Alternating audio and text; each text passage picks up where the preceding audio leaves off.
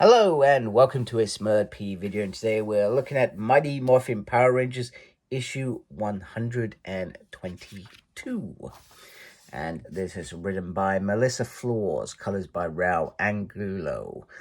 Jose Enrique Fernandez is assisting him, and Simona Di Gianfelice is on the illustrations, and letters by Ed Dukeshire, as always. Just get my camera a little bit better. So our issue begins with the Void, where we have Ari, who is not in a very sort of compromising, willing to be flexible mood. She had her way, she would destroy the Zeo crystal planet herself, because all that does is cause chaos.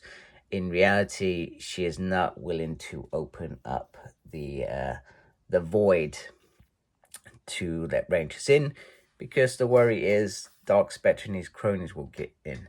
The other Solar Rangers don't necessarily agree, and they release Kim. However, Ari isn't going to agree with that. She wants this place to be shut off.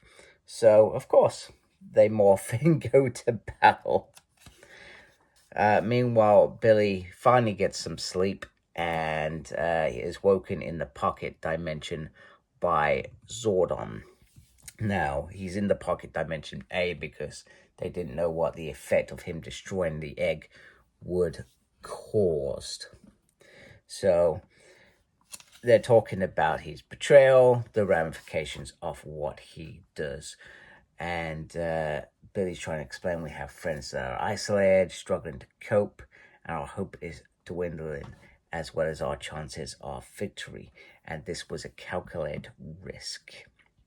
And Zordon pretty much ends up sort of doing the whole Zordon thing. You know, you should have listened to me or spoke to me about it, because as Billy tries to explain it, and he ultimately says, I would have said, no, this isn't an option. And Billy says, that's why I didn't tell you. And then Zordon does the condescending piece where he says, you know what? I failed you. I treat you like a soldier, but you're only a teenager. He says, I'm a Power Ranger. And when it comes to repair the grid, we will have the tools. And he says, you know, as much as you're brilliant, you know,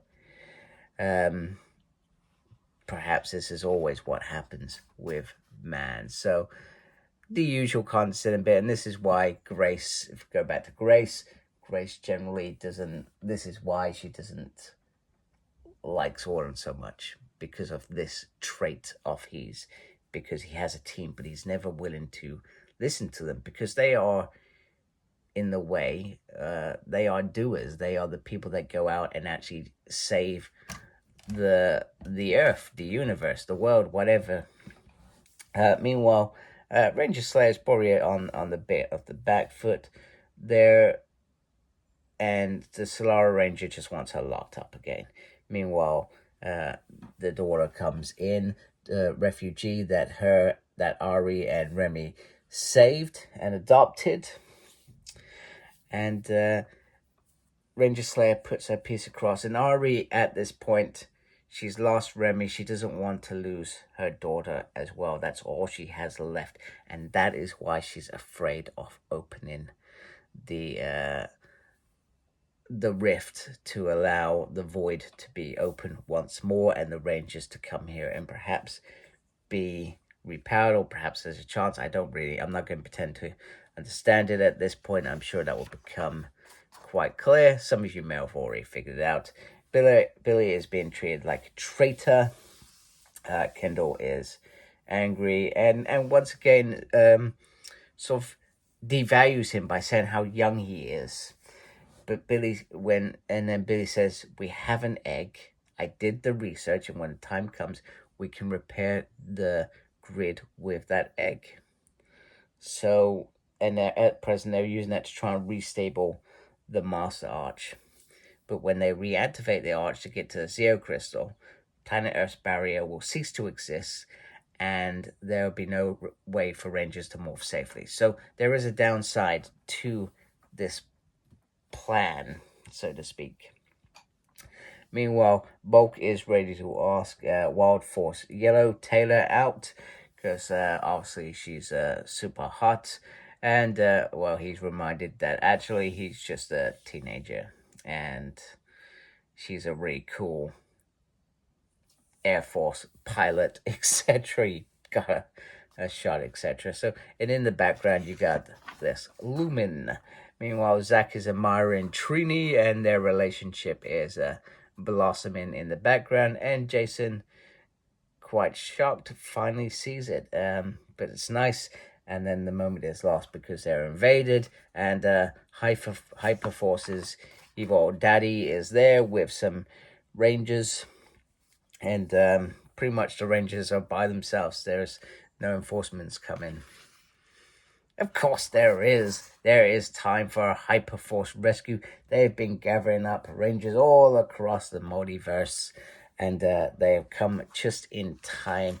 I will not put this on the thumbnail. I won't, even though it's super cool. Really beautiful spread there. So Rangers start coming in. Chloe starts facing off against her dad, much to Zach's confusion, and a conversation for another time, as well as intros. So there's still this division here between Phantom, Ranger, Kendall, Billy. You know, Phantom Ranger treating Billy like the enemy, saying, I'm not the enemy. Also, Taroni gives this whole moment of, what is that green Zord doing back in my airspace? Lord Zed is joining the fight, obviously, and he's got the only ship to fly off. Now, this is where it gets weird. It gets weird because Billy then talks to Tyrone about Grace. She modified it to have lockout code. So if Lord Zed does try to attack Earth, well, they can lock it out. And then it's like, who's Grace? And he's like, who told you about her?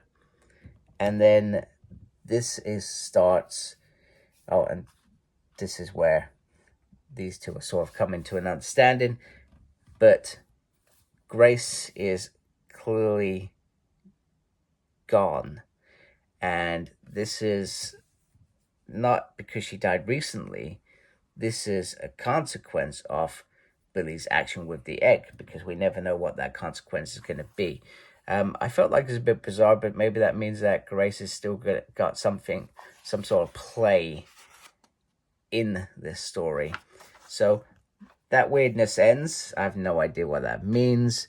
And now it's time for them not to lose any hope, as the Solar Ranger Ari opens up the void, which will allow Rangers to return, and this will be concluded in Darkest Hour. So it's going to be an interesting finale. I think we've had the announcement that what's the word? We've had the announcement that Power Rangers going to be called Power Rangers Prime, and I think that's still Mighty Morphin Power Rangers. I'll be honest with you, it's great that this is ending here. Don't get me wrong, there was probably stories that they could fit in season 3. We always thought that. I was just, and bear in mind, we've not got any real details. I am hoping that because it's called Prime, that allows for a more flexibility, so that they can jump from various different teams and tell various different stories, and maybe it combines into a bigger story. I don't know. But we'll see. That's not going to be till November. And like I said, information on that is very, very short. So, one more issue, the finale.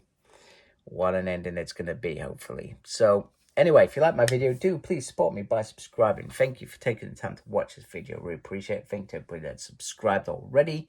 Make sure you look after yourself. Very important these days. And as always, embrace geekiness. Take care. Goodbye.